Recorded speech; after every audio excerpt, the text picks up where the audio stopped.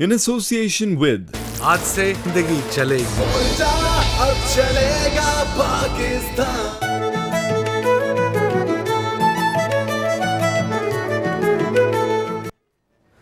अस्सलाम वालेकुम, good morning and welcome to आज सुबह। कैसे हैं आप लोग? ठीक ठाक हैं? आज तो मुझे इस कदर नींद है कि मैं आपको क्या बताऊं। नींद आ गई है और वो पता नहीं क्यों आ गई है इतनी ज़्यादा। मैंने आपको बताया भी था पिछले दिनों, जब से इस वीक की शुरुआत हुई मंडे से ये नज़ला ज़ुकाम एलर्जी और ये तमाम सिलसिला जारी है सारी है। लेकिन एलर्जी की दवा जब मैंने मंडे को खाई थी तो उसका कोई फ़ायदा नहीं हुआ। आज खाई, कल खाई तो इतना कोई फ़ायदा हो गया है और उसके बाद इतनी कोई नींद आ रही है, इतनी नींद आ रही है कि मैं बता नहीं सकती। सुबह 6:30 बजे भी मैं क्योंकि हमारे घर का कुछ सेटअप ऐसा है कि मेरा रूम ऊपर है और मैं नाश्ते के लिए नीचे आती हूँ, वहाँ मेरी अम्मी वगैरह सब लोग होती है। तो जब मैं नीचे आई तो मैं आके उनके कंफर्टर और लिहाफ वगैरह में घुस गई और बस फिर उसके बाद मुझे और नींद आ रही चले जा रही थी। और मेरी अम्मी जो है, जैसे कि आप लोगों को अब तक पता चल ही चुका है, इतने अरसे से हमारी आपकी जो रिश्तेदारी है जो वाया इस फोरम होती है या वाया चैनल होती है, थ्रू द प्रोग्राम होती है, उसके ज़रिए आपको पता चल ही गया है कि वो मेरे गिरदो नवा में जो लोग हैं माशाल्लाह आई एम ब्लेस्ड इनफ कि वो काफ़ी ख्याल रखते हैं। तो वो अम्मी बेचारी मेरी सारे ट्रे में चीज़ें ला के चाय वगैरह उन्होंने मुझे वहीं पर ही दे दी, क्योंकि मैं इतनी नींद में थी कि मैं आपको बता नहीं सकती। ऐसा कभी कभी हो जाता है। और इस कदर अभी पूरे रास्ते मुझे यही हुआ गाड़ी में कि मैं कोई मेरे सर दबा दे। खैर फ़रा के सामने मैंने इस बात का इजहार नहीं किया था, वरना वो मेरा सर ज़रूर दबा देती है। एक फ़रा दबा देती है, कभी कभी ये रबिया भी दबा देती है, लेकिन रबिया बिल्कुल बहुत बुरा सर दबाती है, अच्छा नहीं दबाती। तो खैर फ़रा बहुत अच्छा सर दबाती है। अस्सलाम वालेकुम, कैसी हैं? और फ़रा के अलावा जो हमारे मेकअप रूम में महवेश या और लोग हैं, उनमें से भी कोई सर दबाए तो बहुत अच्छा दबा देता है। मैं भूल गई, रोना आ गया मुझे आपकी बातें। रोए मत, सर में इतना दर्द था। और देखें आप, आज मेरी आंखें भी थोड़ी सूजी आपको लग रही है, मुझे तो लग रहा है, हर कोई कह रहा है आंखें भी आज मेरी सूजी भी है। तो ये खैर आप लोग ओवरऑल वक्तन फवक्तन मेरे साथ कोई ना कोई सेहत का इशू रहा है। 2014 के एंड से समझे अक्टूबर से लेकर टिल डेट कोई ना कोई चीज़ ऐसी हो जाती है कि कभी नज़ला है, कभी सिवियर बीमारी भी हुई जिसमें मैं हॉस्पिटलाइज भी रही, एक्सीडेंट भी हुआ, मुख्तलिफ चीज़ें हुई। तो मुझे तो बीच में ख्यालात आने लग गए थे कि पता नहीं क्या हो गया। बहरहाल आप मुझे दुआओं में ज़रूर याद रखा करें। अब बेहतरी की जानिब गामज़न हूँ, बेहतर हो जाऊँ इंशाअल्लाह ताला। और आज तो ऐसा था, तबीयत ऐसी थी कि घर से जो कपड़े पहन कर आई तो मैंने कहा बस मैं ऐसे ही होने और जा रही हूँ, आज कोई चेंज वगैरह नहीं, कोई कुछ नहीं। तो आज हम डिज़ाइनर, हम खुद ही अपने डिज़ाइनर हैं, ये हमारा पर्सनल ड्रेस है। बाकी मंडे को जो डिज़ाइनर होंगे उनके बारे में बता दूँगी। वैसे बड़ा अच्छा रहता है, आसिफ साहब जो क्वेटा से कॉल करते हैं वो बताते भी रहते हैं हमें अक्सर कि जी या कहते भी हैं, कॉल करते हैं। और उन्होंने उस दिन भी ड्रेस का पूछा था। तो अगर आपको किसी भी डिज़ाइनर से कांटेक्ट करना हो आप बिल्कुल मेरे पैनल से भी पूछ सकते हैं। अदरवाइज़ आप हमारे जो लोअर थर्ड में स्लाइड होती है या टिकर फॉर्म में या जिस फॉर्म में भी आपको एड्रेस या नाम बताया जाता है या नंबर बताया जाता है, उसको देख के कॉपी करके और आप उनसे कॉल कर सकते हैं। प्राइस भी पूछ सकते हैं, ऑर्डर भी दे सकते हैं डिज़ाइनर को। आज फ्राइडे को हम लोग एक काम हमने ये किया है फर्स्ट स्टार में, हमें किसी ने कांटेक्ट किया था। और जैसा कि मैं आपको हमेशा ही इस फोरम के थ्रू कहती हूँ कि अगर कोई भी चीज़ है, आपका कोई टैलेंट है, कोई और ऐसी चीज़ है जो आप एग्जिबिट करना चाहते हैं, तो भी आप इस फोरम में आ सकते हैं। इसके अलावा अगर आपकी कोई परेशानी है, किसी से कोई शिकायत है, कोई और ऐसी चीज़ है जो आप समझते हैं कि आप लिंक नहीं हो पा रहे किसी ऐसी जगह पे जहाँ पे आपका मसला हल हो जाए, तो उसके लिए भी आप हमें कांटेक्ट कर सकते हैं। तो हमें एक ऐसी ही खातून ने कांटेक्ट किया और उनको कहाँ लिंक कराना है वो सारा कुछ मैं आपको अभी थोड़ी देर में एक्सप्लेन करूँगी। यहाँ पर मेहमान हमारे साथ मौजूद होंगे, मुलाकात आपकी उनसे करवाएंगे। Then in the next hour आज हमारे साथ doctor Wajahat and doctor Rehan Rathore मौजूद होंगे। और उन दोनों के साथ पिछले कुछ हफ्तों से जो हम डिस्कशन कर रहे हैं, एक उसमें वर्ड आया था हमजात का।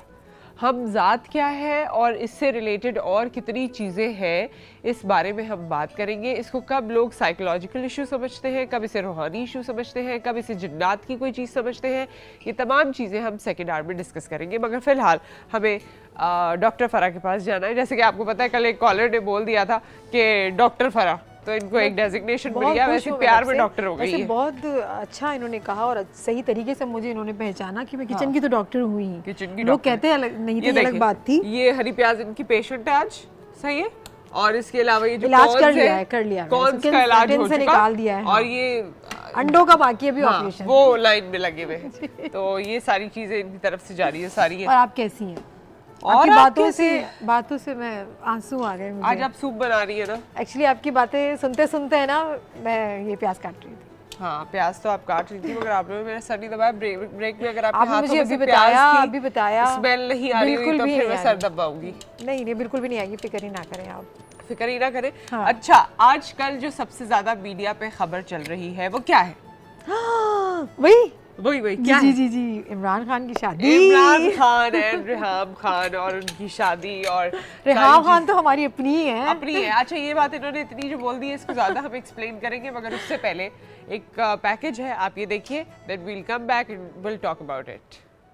दूल्हे का सेहरा सुहाना लगता है, दुल्हन का तो दिल दीवाना लगता है, पल भर में कैसे बदलते हैं रिश्ते, पल भर में। कप्तान की शादी पर मतवाले झूम उठे, कई शहरों में भंगड़े।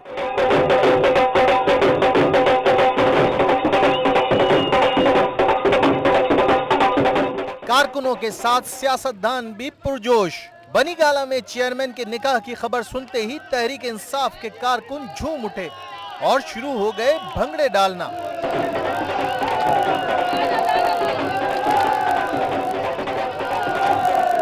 पेशावर के कारकुन भी पीछे न रहे और खूब खुशी मनाई। खैरपुर और सक्खर में भी कारकुनों ने इमरान खान की शादी का भरपूर जश्न मनाया।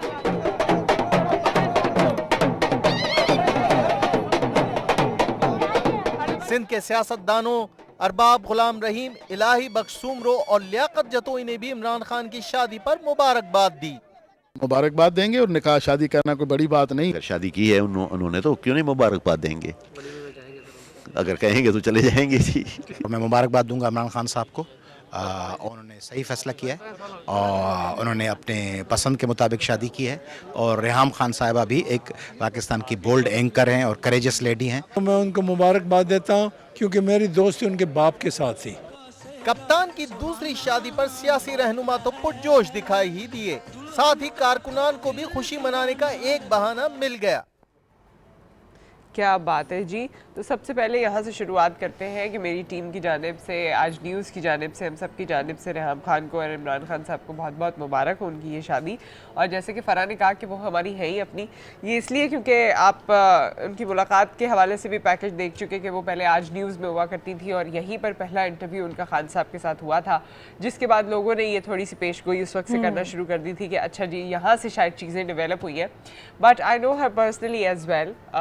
हम एक ऑफिस में तो काम करते ही रहे हैं, मगर जब भी वो कराची आती थी या जब भी अगर हमारा इस्लामाबाद जाना होता था और जब भी उनसे मुलाकात हुई तो मुझे वो बहुत प्रोफेशन से हटकर भी, उसके अलावा भी पिछले दिसंबर में भी गए थे तो हमारी मुलाकात हुई थी। तो हम मतलब आपको पता ही है, जैसे अगर हम दोनों हैं या हमारे अलावा जो लोग हैं, जो खवातीन एक साथ होती हैं, तो they don't always talk about work.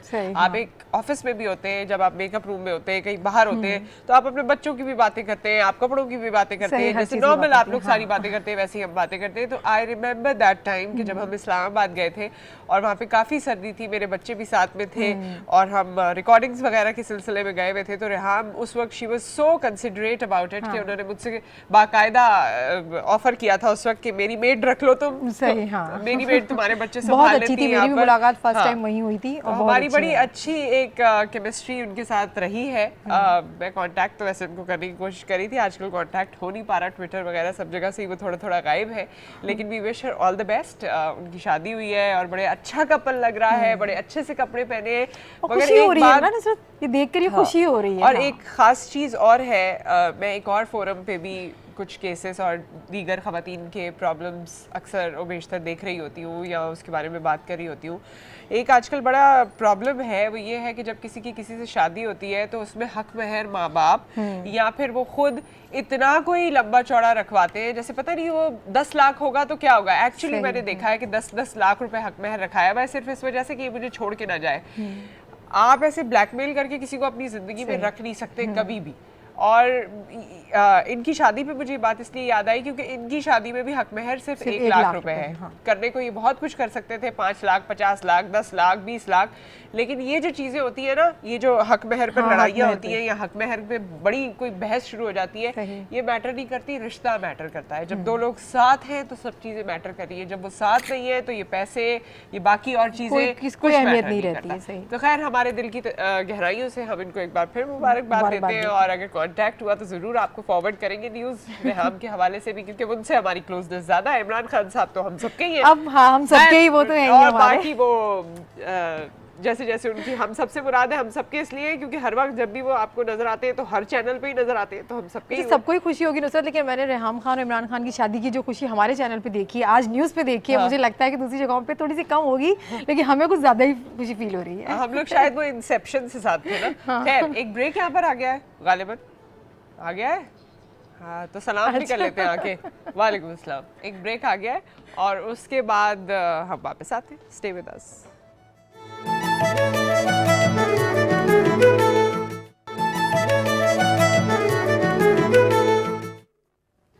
Welcome back नाज़रीन, वापसी हमारी हो चुकी है और जिस तरह की मैंने आपको इंट्रोडक्शन में बताया था कि आज हमारे पास एक खातून आने वाली है जो हमसे काफ़ी अरसे से कांटेक्ट कर रही थी, और क्योंकि इनका मामला बहुत सिवियर था तो हम चाहते थे कि उसे जल्द से जल्द सॉर्ट आउट किया जाए, और इस मामले को हमने आगे डिस्कस भी किया है। किससे डिस्कस किया है वो मैं आपको बताऊँगी। हमारे साथ शुमाइला है, अपने बच्चे के साथ यहाँ पर मौजूद है। अस्सलाम वालेकुम शुमाइला। वालेकुम अस्सलाम। कैसी हैं आप, खैरियत से? जी। अपने बारे में थोड़ा सा बताइए। मेरा ये मसला है कि मैं जब 4 साल की थी तो मेरी मदर की डेथ हो गई। उसके बाद मुझे मेरी नानी, इन्होंने मुझे पाला, उनकी 2008 में डेथ हो गई है। फिर उसके बाद मेरी शादी हो गई है। अभी शादी को जो 2 साल हुए थे अच्छे गुजर रहे थे कि मेरे हस्बैंड की डेथ हो गई है। अच्छा, हस्बैंड के क्या ससुराल में रहती थी, सबके साथ रहती थी? पहले ससुराल में थी, फिर मुझे हस्बैंड जो मुझे अलग ले गए, उन्होंने घर लिया। अच्छा। वहाँ से इन्होंने किसी ने किडनैप कर लिया और उनको जो है ना मार दिया। फिर उनकी डेड बॉडी किसने किडनैप कर लिया? ये नहीं पता, कुछ पता नहीं चला। अच्छा। फिर 2 महीने के बाद उनकी डेड बॉडी मिली है। फिर मैं अपने ससुराल में रही। उसके बाद मैंने इद्दत करी, तो इद्दत के दौरान भी काफ़ी लड़ाई झगड़े थे घर में।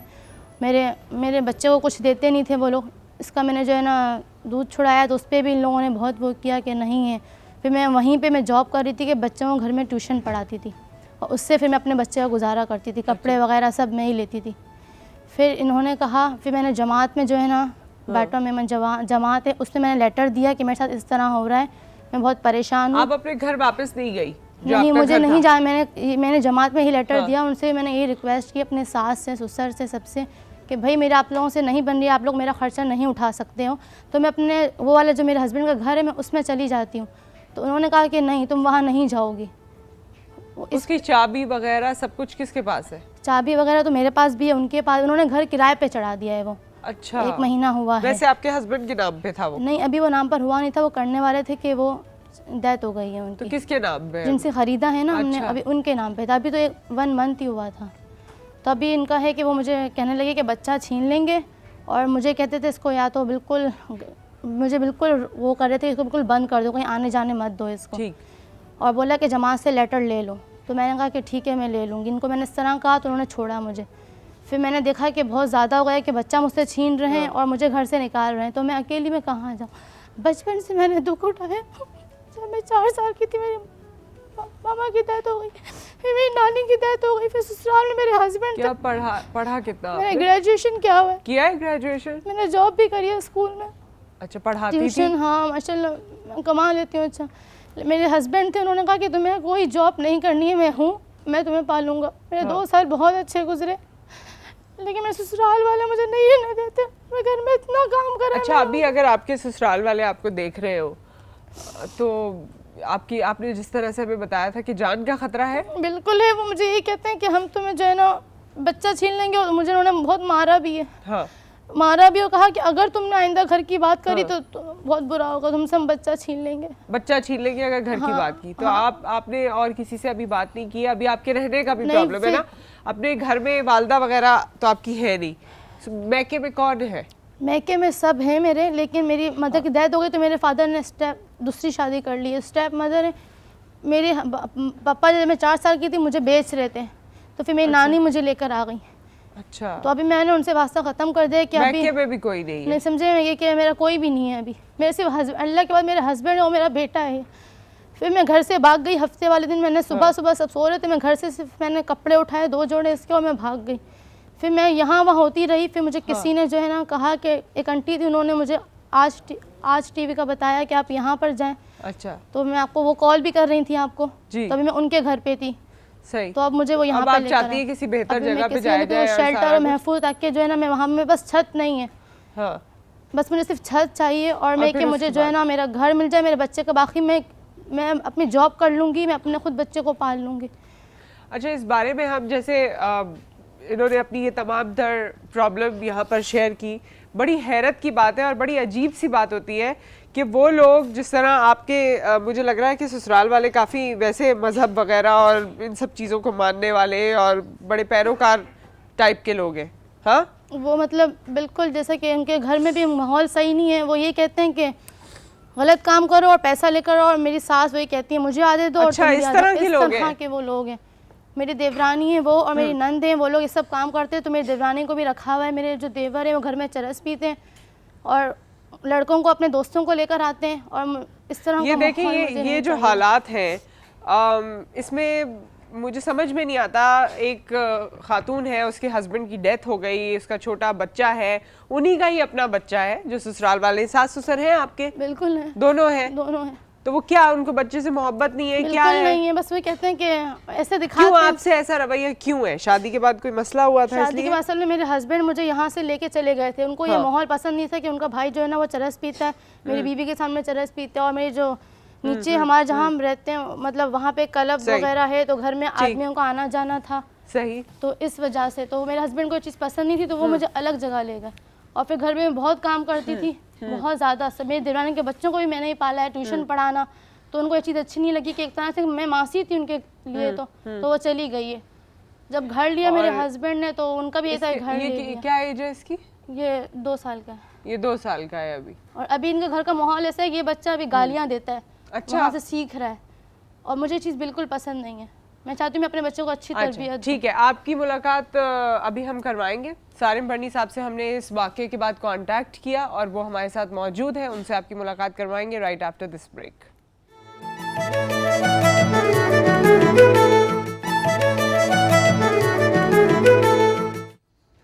Welcome back. और हमारे साथ यहाँ पर मौजूद है शुमाइला, जिन्होंने अपना केस आपसे ओवरऑल डिस्कस किया। जो इस मुश्किल की घड़ी में उन्होंने आज सुबह की टीम को कॉल किया था और फिर हमने इनको यहाँ पर बुलाया और इनकी स्टोरी सुनने के बाद हमने सारिम बर्नी वेलफेयर ट्रस्ट इंटरनेशनल में कांटेक्ट किया। सारिम बर्नी और आलिया दोनों को आप सब बखूबी जानते हैं और वो जिस तरह इन केसेस को लेकर चलते हैं या जिस तरह लोगों को शेल्टर फराहम करते हैं उस हवाले से भी आप बखूबी वाकिफ़ हैं। हम वेलकम करते हैं सारिम बर्नी को। अस्सलाम वालेकुम। कैसे आप? ठीक ठाक। Thank you so much for coming. और थोड़ी सी बात आपने इनकी सुनी ली और बाकी भी हम लोग ने इन्फॉर्मेशन आप तक थ्रू की थी। एक तो इस तरह का रेशो बढ़ता चला जा रहा है। पहले तो मैं उस बारे में जानना चाहती हूँ कि आपके शेल्टर में क्या नंबर इंक्रीज़ होता जा रहा है, जिससे हमें ये पता चले कि मुआशरे में हमारे हो क्या रहा है औरतों के साथ। माशरे में जो कुछ हो रहा है वो तो ज़ाहिरी बात है, वो लोग जानते हैं जो माशरे में बेहतरी के लिए काम कर रहे हैं। और इंक्रीज़ तो हो रहा है, बिल्कुल हो रहा है, लेकिन इसके पीछे अमूमन लोग कहते हैं इंक्रीज़ क्या हो रहा है। मैं इस चीज़ को नहीं मानता जो आज कहते हैं ना कि ज़माना ख़राब हो गया, ऐसे हो रहा है वैसे हो रहा है। ये सब चीज़ें हमेशा से थी। पहले होता ये था कि मीडिया नहीं था, नज़र नहीं आती थी, पता नहीं चलती थी। अब हर चीज़ नज़र आने लगी है, सामने आने लगी है। फिर उसके साथ एक वो औरत होती थी जो मार दी जाती थी, कारी कर दी जाती थी, जिंदा दफन कर दी जाती थी। आज उसके पास भी रास्ता है कि मैंने अपने आप को कैसे बचाना है। तो दोनों चीज़ें हैं उसके अंदर, जो ये चीज़ें इंक्रीज़ हो रही हैं। लेकिन इसमें अफसोस ये है जो अच्छी औरतें हैं वो पिस रही हैं बुरी तरीके से, और उनका संभालने वाला, उनको सपोर्ट करने वाला, उनको एक अच्छा रास्ता देने वाला लोग मौजूद नहीं हैं। क्यों नहीं मौजूद? क्योंकि जब अपने ही रिश्ते, अगर शौहर मर गया तो क्या मकसद है, सारे मर गए उसके घर वाले। सही बात। किसी में तो कोई इंसानियत कनेक्शन नहीं है, ठीक है ना, तो किसी में तो थोड़ी सी तो इंसानियत हो। अब जब वो खुद जो मैं भी सुन रहा था इस तरीके की बात बता रही है, जब वो खुद ऐसे गंदे कामों के अंदर इन्वॉल्व होंगे तो इससे क्या हमदर्दी रखेंगे, इसको भी उधर ही धकेलने की कोशिश और की। मुझे तो ये हैरत है कि बच्चा भी है जबकि, और जिनकी अपनी औलाद चली जाए वो फिर अपनी औलाद की औलाद से ज्यादा प्यार होता है। मैंने भी यही देखा है, असल में अपनी औलाद से इतना प्यार नहीं होता जितना उसकी औलाद से। लेकिन ये लोग जहनी जाहिल लोग हैं, मैं तो इनको समझता हूँ कि ये जाहिल है, इनको जहालत इनके दिमागों में भरी पड़ी है। अगर जहालत ना हो तो इंसान समझता है कि ये क्या है, और हमारे इस अच्छे यानी ज़रा से इसको अगर साथ नहीं दिया तो ये किधर चले जाएंगे, और अगर साथ दे दें तो हमारे लिए कितना भला हो जाएगा। तो ये वही लोग हैं जिनको अकल ही नहीं दी अल्लाह ताला ने। दिमाग तो है लेकिन वो चलाने की सलाहियतें नहीं है उनके पास।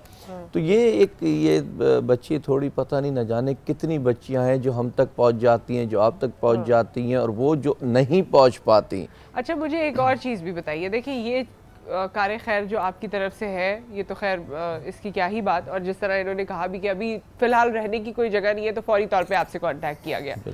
अब आप इनको ले भी जाएंगे। जब इस तरह की कोई भी लड़कियां आती हैं आपके पास रहती हैं, और बारहा हमने आपको कहते सुना है, आलिया को भी कहते हुए सुना है कि आप लोग चाहते हैं कि वापस अपनी ज़िंदगियों में सेटल हो, तो जब आप इनकी फैमिली को बुलाते हैं या किसी और को कांटेक्ट करते हैं तो कितना वेलकमिंग एटीट्यूड होता है? क्योंकि मैं देखती हूँ लोग बहुत मुश्किल से इस तरह गई हुई लड़की को या औरत को दोबारा एक्सेप्ट करते हैं, अपनी ज़िंदगियों में वापस लेकर आते हैं या उसके साथ अच्छा सलूक करते हैं। बिल्कुल, हमारी अपनी एक जजमेंट होती है। चेहरे भी बड़े पहचानते हैं, अब तो बातें भी बड़ी पहचानते हैं, हालात भी बहुत ज़्यादा जानते हैं कि हमारे पास जो आ गई उसको तो हर सूरत पे ले जाने को तैयार होते हैं। उन्हें पता है कि यहाँ जो है ना उनकी दाल गली नहीं है और फंसना है उन्होंने, तो हर कीमत पे होते हैं। लेकिन फिर हम उन लड़कियों को गाइड करते हैं, उन्हें बताते हैं कि क्या भला है क्या बुरा है, बताते हैं, फिर उसके बाद उसकी मर्ज़ी पे छोड़ देते हैं। अब अगर इसके लिए ये भला है कि ये अगर दिखेगा तो इसको बता दिया जाएगा, फिर इसकी मर्ज़ी की आगे जाती है या नहीं जाती। और अगर तो भलाई नहीं दिखेगी तो भी बता दिया जाएगा, फिर भी इसकी मर्ज़ी है, फिर हमारे पास रह जाएगी। फिर जब हमारे पास रह जाएगी तो ये पढ़ी लिखी लड़की भी बता रही थी और ट्यूशन वगैरह भी पढ़ाती रही है, क्या कुछ करती रही, तो वो उसको जो है उसी तरीके से सपोर्ट कर दी जाएगी कि अपनी ज़िंदगी की तरफ चली जाए।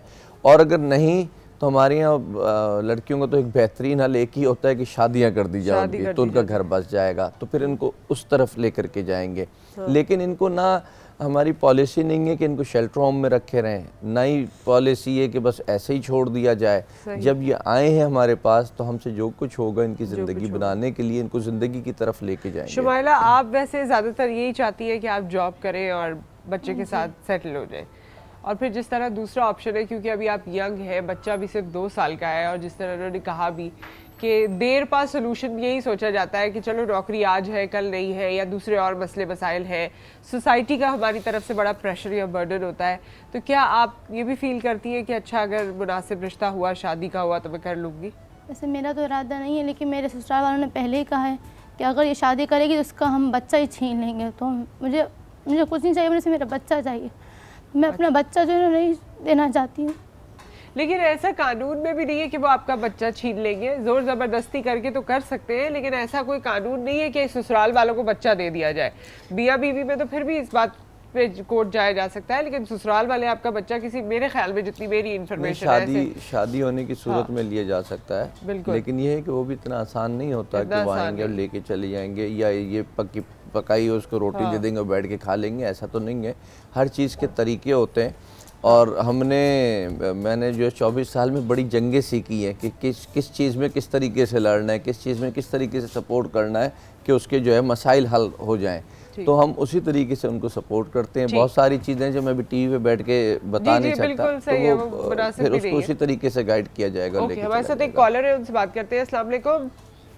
ओह सो सॉरी, आपकी कॉल ड्रॉप हो गई क्योंकि आप काफ़ी देर से वेट कर रहे थे या कर रही थी। थोड़ा सा वेट करना पड़ जाता है क्योंकि मैं चाहती हूँ कि जो गेस्ट है उनकी पूरी बात आप तक पहुँचे, हम तक पहुँच जाए। बाकी और कोई चीज़ आप कहना चाहती हैं? जिस तरह आपने हमें बताया, अब आप किस तरह की सपोर्ट चाहती है वो आप खुद भी कह दीजिए।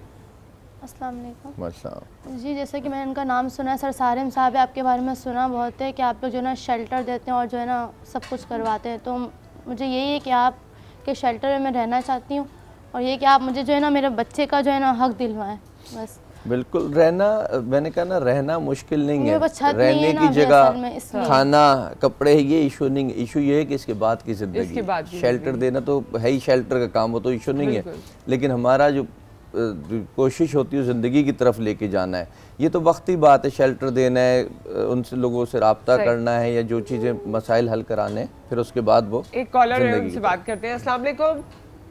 हेलो, अस्सलाम वालेकुम। वालेकुम अस्सलाम। कौन है हमारे साथ? यास्मीन जी। कराची यास्मीन से यास्मीन बात कर रही हूँ। कैसी है? ये जी बस है, ठीक ठाक। आप कैसी हैं? ठीक है। जी, ये मैं जी ठीक। आज चैनल पे आज चैनल से बात कर रहे हैं आप? जी जी जी, मैं नुसरत हारिस बात कर रही हूँ। आज चैनल पे हम आज सुबह का प्रोग्राम कर रहे हैं, फरमाइए। ये जी सैलानी वेलफेयर ट्रस्ट के हेल्प से मैं कुछ शादी के सिलसिले में बात करना चाह रही थी। सारिम बड़ी ट्रस्ट से सारिम बड़ी मौजूद है। जी जी, वो मौजूद है जी। तो उनसे मुझे बात ये करनी थी कि मेरे पास एक बेटा है, मेरा अपना ही समझ लें, मगर उसके माँ बाप नहीं है। अच्छा। और उसके बहन भाई भी उसकी हेल्प नहीं कर रहे हैं। उसको शादी के लिए लड़की चाहिए। अच्छा, ठीक है। तो हम आप अपना नंबर मेरी टीम के पास छोड़ दें, हम वो नंबर आपको फॉरवर्ड कर दें या आपका नंबर दे दें इनको? दोनों काम किए जा सकते हैं, हमें दे दें, आप मेरी उनको दे टीम दें। से या तो इनका नंबर ले लीजिए या फिर अपना नंबर छोड़ दीजिए, फिर हम फॉरवर्ड कर देंगे सारिम साहब को। एक तो सारिम से सैलानी बड़ा मिलता हुआ है, तो लोग हाँ, अमूमन thank you समझते हैं so much। सैलानी से मेरा कोई ताल्लुक नहीं है। हाँ, सारिम बड़ी ट्रस्ट ही है और सारिम बड़ी साहब यहाँ पर मौजूद है। हाँ, वो एक्चुअली कंफ्यूजन हो नाम जाती है, इतना बिल्कुल। राइमिंग ना भी हो, तब भी वो 2-3 लोग ऐसे हैं जो ज़्यादा नुमाया तौर पे सोसाइटी में काम कर रहे हैं। वो देखे अपनी अम्मी के आंसू पोंछ रहे हैं। अभी इतना छोटा सा है, उसको कितना फील होगा, उसके अब्बा भी नहीं है। अब तो मसला हल हो जाएगा इंशाल्लाह। आप तो बड़े दिल वाली है ना भाई। नहीं, मगर बड़ी तकलीफ बहुत होती है, लेकिन अब होता है कि माशरे के कैसे लोग हैं हमारे। ये देखो बेटा तुम्हारा, वैसे भी बेटे, तुम लकी हो, तुम्हारा बेटा है। उस 2 साल के बच्चे को पता है, उस 2 साल के बच्चे को पता है कि माँ के आंसू साफ करने हैं। साफ करने हम ये पहले भी तुम रोती होगी ना, देखो वो अपसेट हो जाएगा, इतना छोटा सा है। मैंने अब देखे इसके चेहरे पर एक्सप्रेशन इतनी देर में, पहले कोई एक्सप्रेशन नहीं था, एक्सप्रेशन लेस बैठा हुआ था। अम्मा के आंसू देख के फौरन एक्सप्रेशन आ गया चेहरे पे। चुप करा दिया आपने अपनी अम्मी को। अब सब ठीक होगा और आप पढ़ी लिखी हैं। मुझे वैसे भी जब मैं आपसे बात कर रही थी तो मुझे अंदाज़ा हो रहा था कि आप अच्छी तरह से बोल रही थी। ये बड़ा एक इम्पॉर्टेंट चीज़ होती है। जॉब करेंगी या पढ़ा चुकी हैं, पढ़ाएंगी आगे, तो ऐसा कोई इंशाल्लाह मुसीबत या प्रॉब्लम नहीं रहेगी। लेकिन हल जब कोई मुसीबत आती है तो उसे खुद ही करना पड़ता है। आप अब यहाँ तक भी पहुँची, आप इनके पास भी पहुँच गई हैं, समझे। तो जब आपने इतना कुछ कर लिया तो बस फिर आगे मसाइल भी हल हो नहीं, जाएंगे। यही मेरी भी जजमेंट है। माशाल्लाह बहुत समझदार ज़हीन लड़की है। बस मगर जाहिर बात है, हमारे माशरे में अकेला मर्द जो है वो पीस दिया जाता है। तो लड़की ज़ात है, छोटा सा बच्चा है, और फिर वो धमकियां जो कांस्टेंट है ना, इसको अगर एक अच्छी सपोर्ट मिल गई तो इसको और किसी की सपोर्ट की फिर ज़रूरत नहीं है। ये खुद अपनी ज़िंदगी को आगे लेकर के चलेगी और बेहतर ज़िंदगी बना लेगी।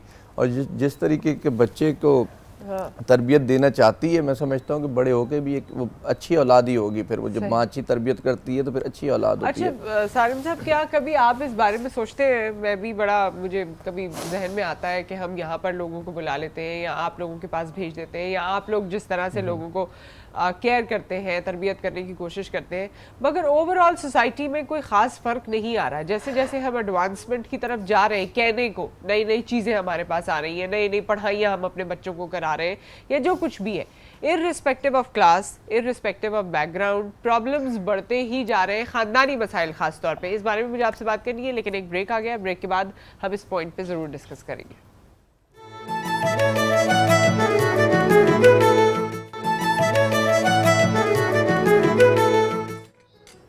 Welcome back. और मैं बिल्कुल कॉर्न्स नहीं खा रही थी।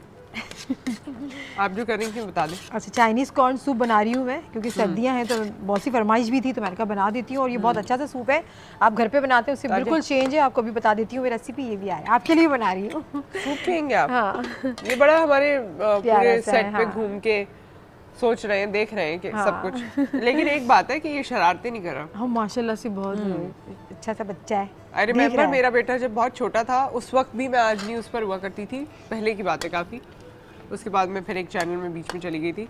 तो एक दफ़ा मैं उसे लेकर आई थी और वो बहुत छोटा था और हमारे कुछ कैमरामैन भाई उस वक्त यहाँ पर थे और उसने यहाँ सोफ़े की चीज़ें भी उठा उठा के जिस तरह ऑन एयर सबको मारना शुरू की थी, वो इतना ही था, इससे थोड़ा सा बड़ा होगा। ये माशाल्लाह बहुत शरारती हूँ मैं, उन लोगों को लाना तो अवॉइड करती हूँ वैसे। अच्छा मैंने यहाँ पे चिकन विंग्स लिए थे। जब आप बनाते हैं, यखनी बनाते हैं या सूप बनाते हैं, तो उसके लिए ज़रूरी नहीं कि आप बोनलेस लें, उसके लिए ज़रूरी है कि आप हड्डी वाला गोश्त लें। ठीक है। विंग ले लिया था, चिकन विंग्स ले लिए थे मैंने तकरीबन आधा किलो। 2 लीटर पानी के अंदर इसको बॉईल कर दिया। 2 लीटर पानी लिया, आप ये ज़रा गौर से सुन लें। 2 लीटर पानी लिया, इसमें चिकन विंग्स मैंने लिया आधा किलो। 2 अदद प्याज बीच में से काट ली, ठीक है, मोटा मोटा करके काट दिया। 2 अदद दालचीनी वो डाल दिया इसके अंदर। थोड़ा सा लहसुन छील के इसके अंदर डाल दिया मैंने। और इसके अंदर मैंने डाला था गाजर, छोटा पीस गाजर का डाल दिया। कड़ी पत्ता, ठीक है, वो डाल दिया। इसको बॉईल करने के लिए मैंने जब से प्रोग्राम स्टार्ट हुआ मैंने रख दिया इसको, तकरीबन 1 घंटा होने वाला है।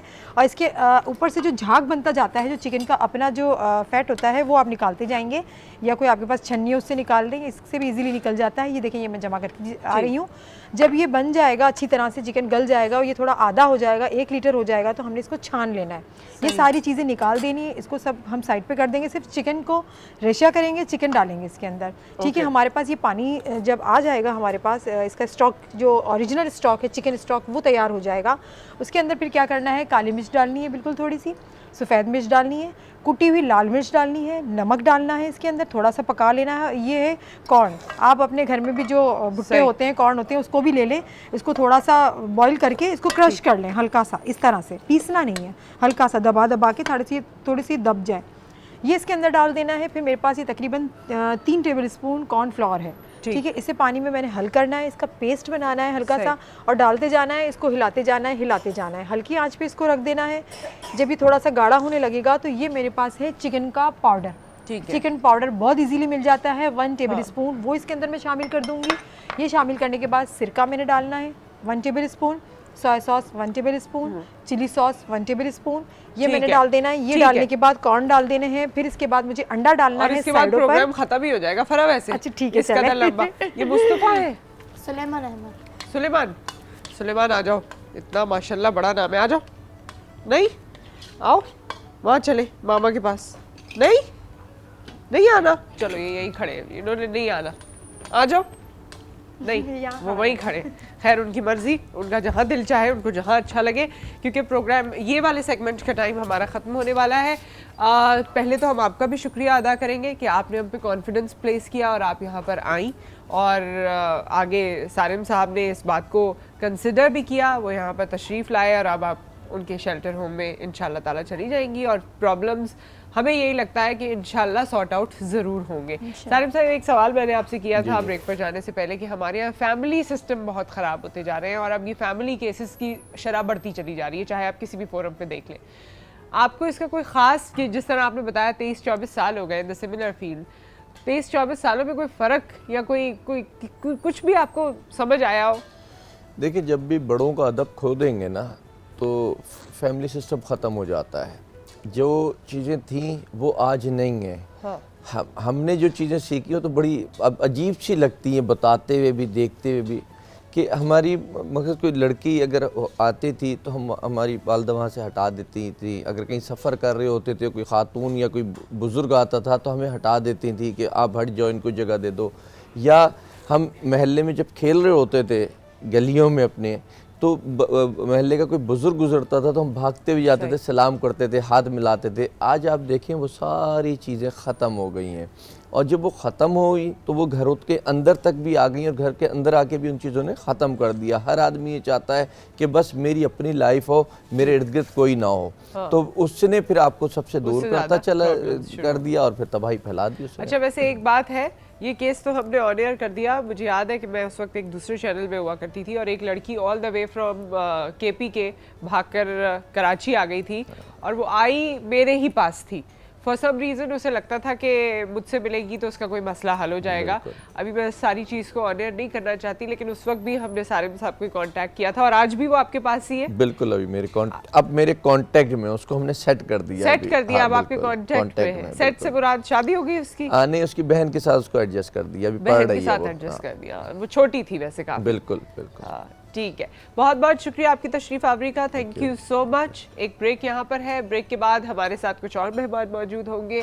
और जो मैंने इंट्रोडक्शन में आपसे कहा कि हमज़ात एक ऐसा वर्ड हमने सुना था जिसके बारे में बहुत सारे लोगों को आइडिया नहीं है, इसके क्या इन्फ्लुएंसेस हैं हम पर, और ये क्या टर्मिनोलॉजी है, किस तरह से हमारी ज़िंदगी में ये रचा बसा हुआ है, इसको भी हम समझेंगे, इससे होने वाले इफ़ेक्ट्स पे भी बात करेंगे इस ब्रेक के बाद।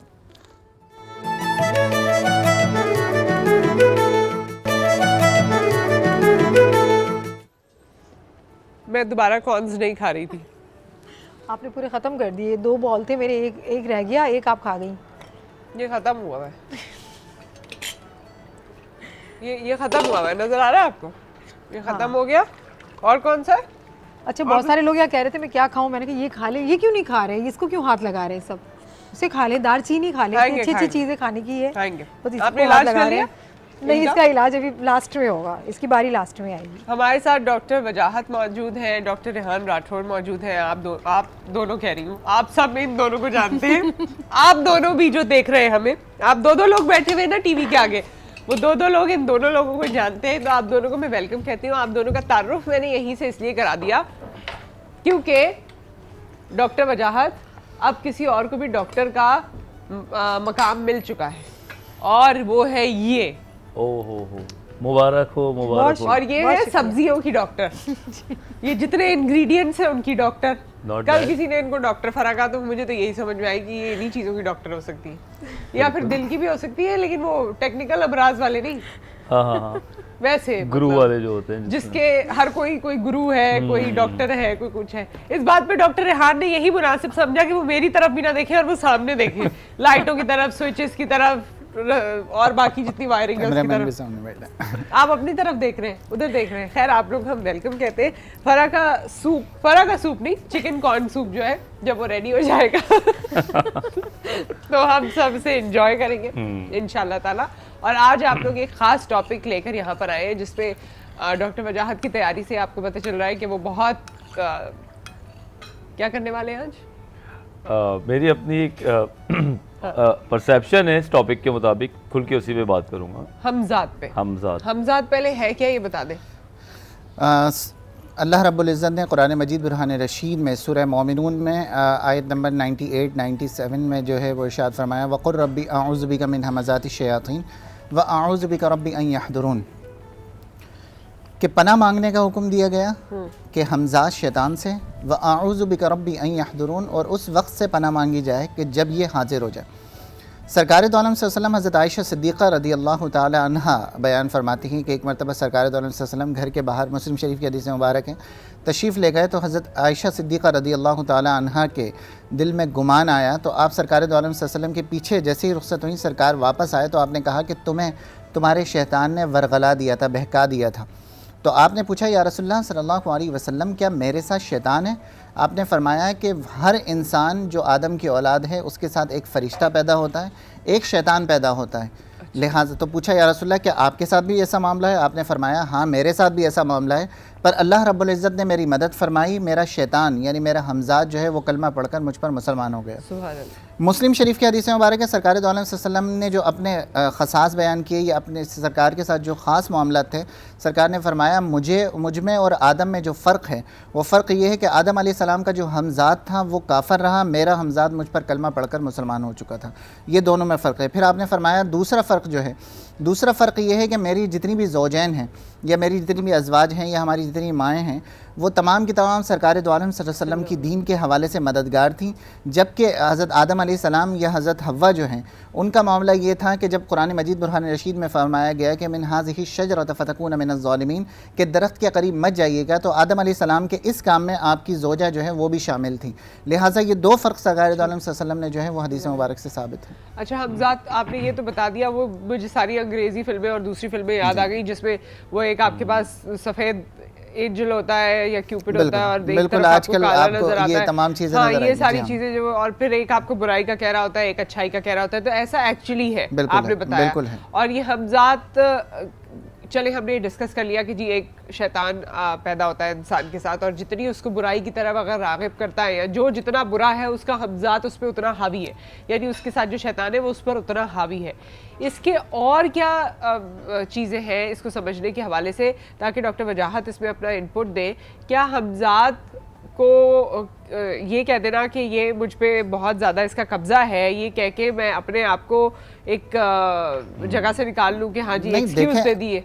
हमजात का किसी इंसान के ऊपर कब्ज़ा इस तरह नहीं होता जिस तरह आप पूछना चाह रही हैं। मसलन एक मैं हूँ अगर, तो मेरे साथ एक फ़रिश्ता भी रखा गया, मेरे साथ एक हमजात भी रखा गया। अगर इस शैतान की बात की जाए तो कुरान मजीद बुरहान रशीद कहता है कि ये इंसान के खून के अंदर दौड़ता है। ठीक है, हर शैतान जो है वो इंसान के खून के अंदर दौड़ता है। और फिर कुरान मजीद कहता है हुआ कबीलुहुम मिन हैसु ला तरौनहुम, कि ये पूरे कबीलों की सूरत में होते हैं और ये तुम्हें वहाँ से देखते हैं जहाँ से तुम इनको नहीं देख सकते। पहली बात तो जहाँ तक एक इंसान के अंदर बुराई का अमल है तो वो उसका हमजात बिल्कुल एक्टिव हो चुका होता है, उसका शैतान बिल्कुल। एक सहाबी रसूल सल्लल्लाहु अलैहि वसल्लम उन्होंने फरमाया कि जब मेरा शैतान या मेरा हमजात जो था वो जब मेरे जिस्म के अंदर था तो उन्होंने मिसाल दी कि जिस तरह कुत्ता होता है उसका एक बच्चा होता है, पिल्ला जिसको कहा जाता है। हाँ। हदीस मुबारक में है कि वो पिल्ले जितना था, लेकिन मैंने कुरान मजीद बुरहान रशीद पढ़ कर उस पर अमल कर कर उसको चिड़िया जितना कर दिया। तो मालूम ये हुआ कि जब आप इबादत की तरफ जाएं, रियाजत की तरफ जाएं, अल्लाह का जो है ज़िक्र व अस्कार की तरफ जाएं, तो ये चीज़ें पिघलना शुरू हो जाती हैं, ये चीज़ें ख़त्म होना शुरू हो जाती हैं। ठीक है डॉक्टर वजाहत, इस पे आप क्या कहेंगे? जो प्रॉब्लम्स आते हैं वो किस तरह के आते हैं?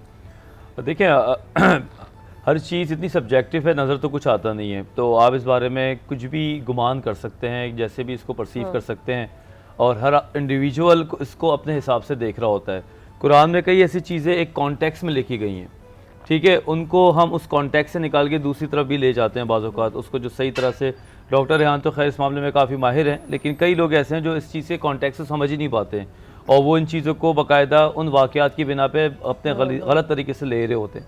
लेकिन जहाँ तक हमजात की ताल्लुक़ है, एज अ डॉक्टर इन चीज़ों पर हमारा तो यकीन करना बहुत मुश्किल काम है कि हम इन चीज़ों पर यकीन करें, लेकिन अगर थोड़ा बहुत कुरान में आया है इसका जिक्र और उसको ट्रांसलेट करके आप समझा सकते हैं तो हम यकीन कर लेते हैं उस पर। लेकिन जो अवामी तौर पे इसका रद्द अमल है वो बहुत नेगेटिव हो जाता है, क्योंकि आपने ख़ुद ही एक बात कह दी जो कि मैं ख़ुद कहना चाहता था कि इसकी बिना पे आप कुछ भी करें और आप बोल दें कि ये तो मेरा हमजात का काम है, तो समझ लें तो फिर तो कानून नाम की कोई चीज़ ही नहीं रहेगी। उसके अलावा हमारे घर के अंदर सारी चीज़ें हमजात कर रहे होंगे, अच्छी चीज़ें मैं ख़ुद करूँगा और बुरी चीज़ें मैं बोलूँगा हमजात करता है। तो इतना ज़्यादा इनपुट या इतना ज़्यादा उसकी लाइफ में involvement I don't think so कि समझ आती है। हमारा एक अपना एक शऊर है, जहनी तौर पे, इंसानी तौर पे हम लोगों ने काफ़ी चीज़ों को समझा हुआ है। शैतानी ख़यालात आना या अच्छे ख़यालात आना हमारे अपनी ज़ाती तौर पे भी बहुत बड़ा इसका रद्द अमल होता है। ज़रूरी नहीं है कि फ़रिश्ता और हमजात का सारा काम हो रहा हो, वो अल्लाह ताला ने किस तरह दिए हैं वो एक अलग टॉपिक है, कभी हम उससे बात भी करेंगे। जो वजाहत ने कहा कि शैतान का ख्याल आना, शैतानी ख़यालात आना और अच्छा के ख्याल आना फ़रिश्तों का, ये भी हदीस मुबारक है। हदीस मुबारक के अल्फाज हैं कि जब तुम्हें कोई अल्लाह का या अच्छा ख्याल आ जाए कि जो तुम्हें लगता है कि तुम्हें नेकी की तरफ बढ़ा रहा है, तो ये भी जो है ये अल्लाह रब्बुल इज़्ज़त की जानिब है। और अगर तुम्हें बदी का ख्याल आ जाए तो ये जो है वो बुराई की तरफ है, तो ये हमजात के ताल्लुक़ है। तो ये हदीस मुबारक से साबित है। आप इस इन्होंने कहा कि हमजात को रूह से भी रिलेट किया जाता है, क्या ये रूह है? हाँ, असल में बहुत सारे लोग इस चीज़ को जो है वो समझ नहीं पाते प्रॉपर तौर पे, और वो इसको जो है वो रूह समझते हैं। असल में इसको बद कहा जाता है और इसको बदरू भी कहा जाता है। इसी तरीके से जिन्नात है, जिन्नात को भी जो है वो रूह भी कहा जाता है, पुकारा गया कई मरतबा, तो इसको बदरू आप कह सकते हैं, क्योंकि बहुत सारे मज़ाहिब ऐसे हैं कि जहाँ पर जो है वो दोबारा रीबर्थ का जो है वो कॉन्सेप्ट मौजूद है, और वो यही चीज़ है हमजात, जो अक्सर बेशतर लोगों में और हमारे माशरे में अगर देखा जाए बिलखुसूस, तो अक्सर बेशतर लोग आप देखते हैं कि लोगों के ऊपर हाज़िरी आ गई हैं, अजीब व गरीब किस्म के वो बाल खोल लेंगे, या दरगाहों पर, मज़ारात पर चले जाएँ तो वो उल्टी सीधी हरकतें जो आपको नज़र आती हैं कि लोग जो है वो कलाबाजियाँ खा रहे हैं, उल्टी सीधी हरकतें कर रहे हो, या फिर किसी बुजुर्गान दीन के नाम ले रहे होते हैं कि जिन्हें हम फ़लाँ बन चुके हैं, हम ये हो चुके हैं, या मुख्तलिफ मीडिया चैनल्स पर भी इस तरह के कई प्रोग्राम्स जो हैं वो चले। तो बेसिकली जो ये हाज़िरी वगैरह के जो मामलात हैं, ये तमाम के तमाम हमजाद ही के मसाइल होते हैं। अच्छा, लोगों लेकिन ये इंसान का अपना हमजात नहीं होता। नहीं, ये हमजाद अपना नहीं ये अपना नहीं होता। अभी तो हम अपने हमजात की बात कर रहे हैं। अगर अपने हाज़िरी होती है, ये हमजात फिर किसी और ये, हाँ, ये बेसिकली वो हमजाद होते हैं। देखें, कई लोग ऐसे हैं जिनके एक्सीडेंट हो जाते हैं, या कई लोग होते हैं जिनके अननेचुरल डेथ हो जाती है। बताइएगा क्योंकि थोड़ा सा तवील है और हमारे कॉलर मौजूद है। अस्सलाम वालेकुम। अस्सलाम वालेकुम, कैसी नुसरत याहिया बात कर रहे हैं? जी याहिया साहब, मैं बिल्कुल ठीक ठाक हूँ, आप खैरियत से? अल्लाह का शुक्र है। पहले दोनों मेहमानों को सलाम, बहुत अपने अपने फील्ड में बहुत एक्सपर्ट हैं, और दोनों को मैं काफ़ी अच्छे वॉच कर, वजाहत भाई को तो बहुत मैंने फॉलो किया है और बड़ी लॉजिकल, बड़ी सही बात बताते हैं और दोनों ही यकीनन। अच्छा, मेरा सवाल जो है ये है, देखें बात ये कि हमजाद की आपने बात की, यकीनन मैं कहता हूँ कि अगर आप 95% लोगों से पूछें तो उसको नहीं पता होगा।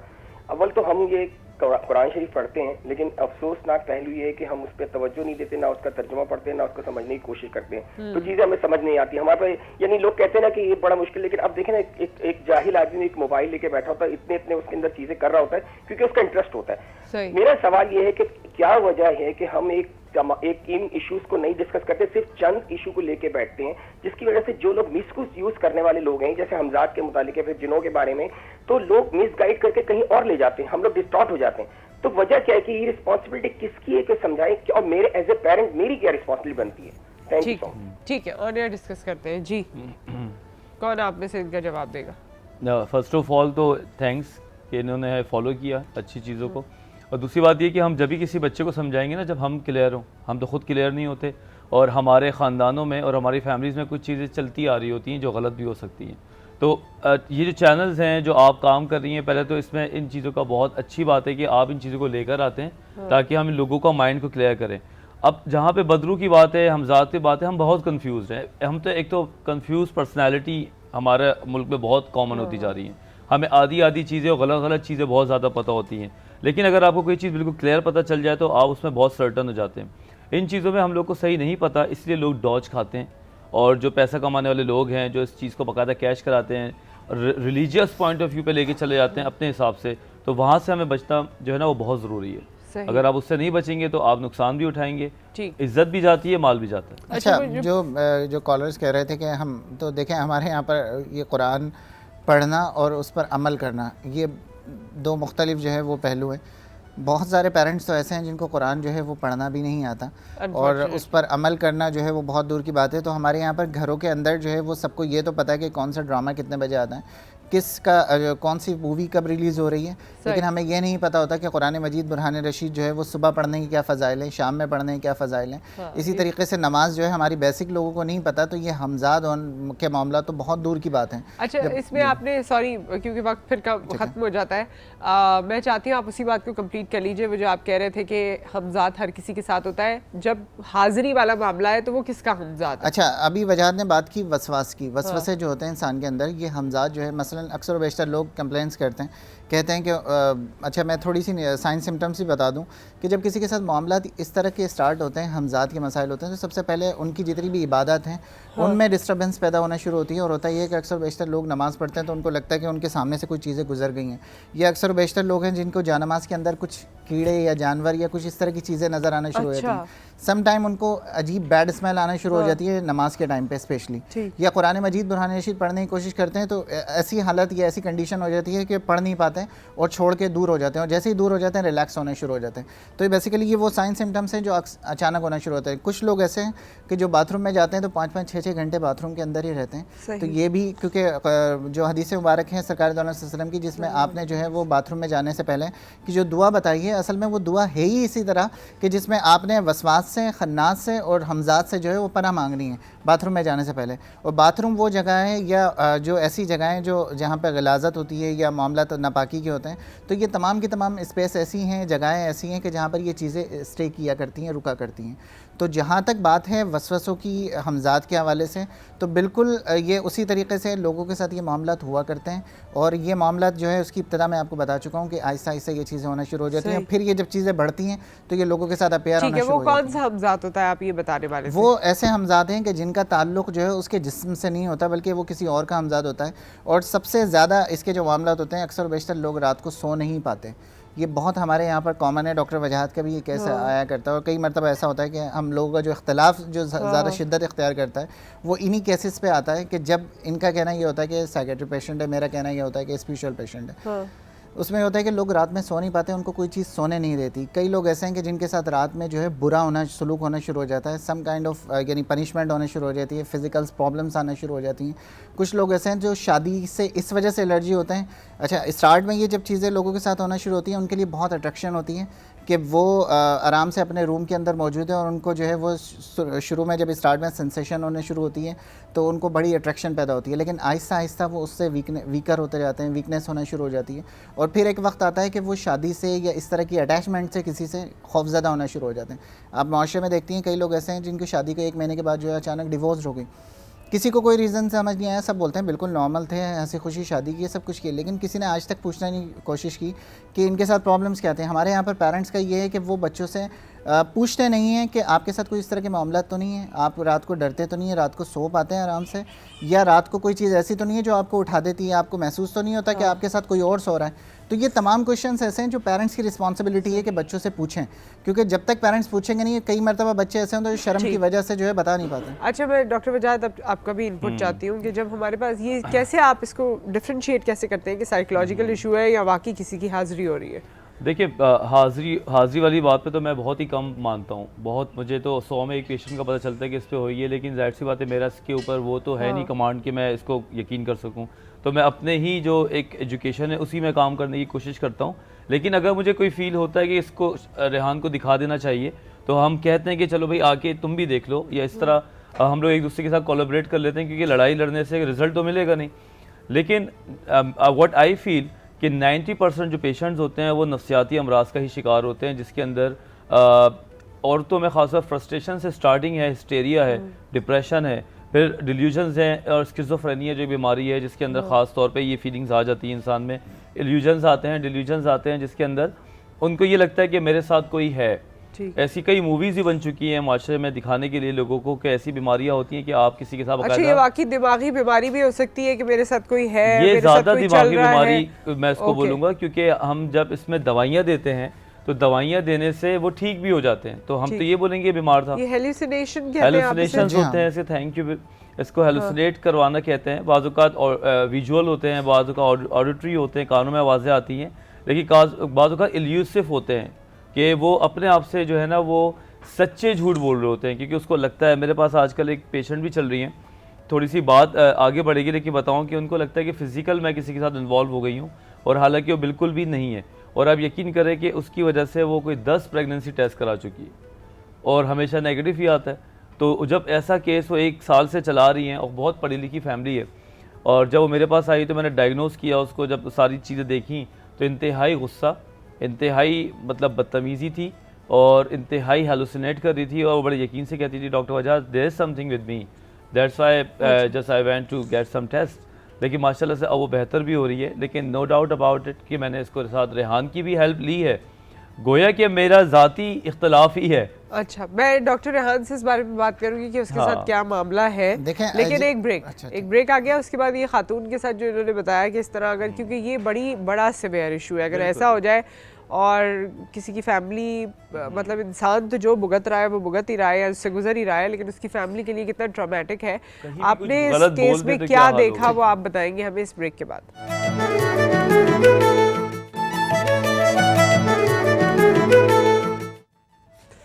Welcome back. मुझे वाकई अपने स्टूडियो में बहुत सर्दी लग रही थी, उसका आपने देख लिया यहाँ पर एक चेंज। तो अब हम सर्दी में आ गए। आप लोगों को सर्दी नहीं लग रही? इतनी स्टूडियो में ज़्यादा सर्दी है, बाहर नहीं है। इसको प्रोजेक्शन कहते हैं, जो हमें फील हो रहा हो आपको लगता है वो दूसरे को भी फील हो रहा है। तो सर्दी तो भाई सबको ही नहीं, आपको ज़्यादा लग रही है क्योंकि आप चाय नहीं पीती, इसलिए लग रही है। हाँ, ओके, चले खैर। तो हम वापस अपने टॉपिक पे आते हैं। जो लास्ट केस की अभी बात की डॉक्टर वजाहत ने कि खातून है और वो बार बार अपनी एक सर्टेन रिपोर्ट लेकर आ जाती है और उनको लगता है उनके साथ कोई है। आपने जब इस केस को स्टडी किया तो आपको क्या नहीं, उन खातून के साथ जिनकी बात कर रहे हैं ऐसे बहुत कॉमन है इस तरह के केसेस। अच्छा। और उन खातून के साथ हमजाद का मसला है और उनके साथ ये प्रॉब्लम्स हो रही हैं। अब डॉक्टर वजाहत ने उस पर बिलीव नहीं करना, मैं नहीं उनको चैलेंज नहीं करना चाहता, लेकिन उनके साथ ये प्रॉब्लम्स हैं और जब तक ये प्रॉब्लम्स ख़त्म नहीं होंगी, और हालांकि इस केस के हवाले से इनका फ़ीडबैक भी था, मेरा भी फ़ीडबैक था, और मैंने इनसे ये कहा था कि आप अपनी तरफ से कीजिए, क्योंकि देखें बहुत सारे प्रॉब्लम्स ऐसे होते हैं कि जिसमें स्पीच प्रॉब्लम्स की बात करूं तो अगर उसमें आप ट्रीटमेंट कर भी दें तब भी आपको साइकियाट्रिस्ट की ज़रूरत पड़ती है। ठीक है। तो मैं डॉक्टर वजाहत की इस बात को बिल्कुल अप्रिशिएट करता हूँ कि काउंसलिंग करना ज़रूरी है। उस शख्स को जिसके साथ ये प्रॉब्लम्स रही हैं उसको नॉर्मल लाइफ में लाने के लिए साइकियाट्रिस्ट का बहुत बड़ा किरदार रहा है और होना चाहिए। लेकिन अगर आप उसकी प्रॉब्लम्स को आप ये कहेंगे कि जो है साइकेट्री इलनेस है या ये प्रॉब्लम्स जो है इसका स्पिरिचुअल से कोई ताल्लुक़ नहीं है, तो ये भी ज़्यादती है आपकी। ठीक है, तो मैं ये इनसे ही कह रहा था कि वो जो केस है वो जेन्युइन केस है और उनके साथ ये जो कुछ हो रहा है रियल में हो रहा है, तो लिहाजा वो मुझसे भी ट्रीटमेंट करवा रही हैं, वजाहत से भी करवा रही हैं। अच्छा, इस पर मैं आपसे बात कर रही, लेकिन एक चीज़ मुझे बताइए कि अगर किसी के साथ इस तरह के मामलात हो जाते हैं तो जो कराने वाला है उसको किस किस चीज़ की इंफॉर्मेशन होना लाजमी है, तब ऐसा होता है, वरना अच्छा, नहीं हो सकता। मैं आपकी बात को काट के एक केस और मैं आपको बताता हूँ। अमेरिका के मैक्सिकन अमेरिका में जो है नॉर्मली इस हवाले से बहुत मशहूर हैं जो ब्लैक मैजिक करने का और या हमजाद को। अच्छा, सबसे पहले अगर इसकी बात करूं मैं 1911 में एक डॉक्टर थे, रॉयल कॉलेज ऑफ फिजिशियन से उनका ताल्लुक़ था। उनकी किताब है ह्यूमन ऑरा के नाम से, रॉयल कॉलेज ऑफ फिजिशियन के थे डॉक्टर जॉन वॉल्टर किनलेल के नाम से। उन्होंने हमजाद के हवाले से पूरी एक रिसर्च की थी। उन्होंने मुख्तलिफ कलर्स को रखा था और मिरर के ज़रिए जो है हमजाद को उन्होंने पूरी, उनकी एक बुक है ह्यूमन एटमॉस्फेयर के नाम से, और उन्होंने ह्यूमन ऑरा को किस तरीके से देखा जा सकता है उन्होंने मुख्तलिफ मिरर लगाए, उसमें मुख्तलिफ कलर्स दे दिए और इंसान के अंदर उन्होंने ये जो ह्यूमन ऑरा, जो हम ऑरा की आज डेफिनेशन सुनते हैं, ये उन्हीं की जो है एक्सपेरिमेंट था पहली मरतबा 1911 में जो उन्होंने किया था। अच्छा, जिनका मैं बात कर रहा हूँ मैक्सिकन थे, तो वो स्मोक करते थे, सिगार पिया करते थे। तो जब उन्होंने जिस हमजाद को भेजा था एक लेडी के साथ, तो वो जब भी स्मोक करते थे उस खातून को जो है स्मेल आना शुरू हो जाती थी, देखें कोई सिगरेट पी रहा है, कोई सिगरेट पी रहा है, कोई सिगरेट पी रहा है। तो इस हद तक इफेक्ट होना शुरू हो जाता है। वजाहत को अगर मैं बोलूँगा, वजाहत बोलेगा देखो ये उनका एक सेक्रेटरी। अच्छा, मुझे ये तो बता दीजिए, क्योंकि बहुत सारे लोग अब ये चीज़ समझते भी है, सोचते भी है और हर दूसरे मसले का लिंक लगता है कि शायद किसी ने कुछ करा दिया है, और जब इंसान की सिचुएशन ऐसी हो तो हर तरह का ख्याल आता है। तो कराने वाला जो है उसको क्या क्या इन्फॉर्मेशन होनी चाहिए कराने के लिए?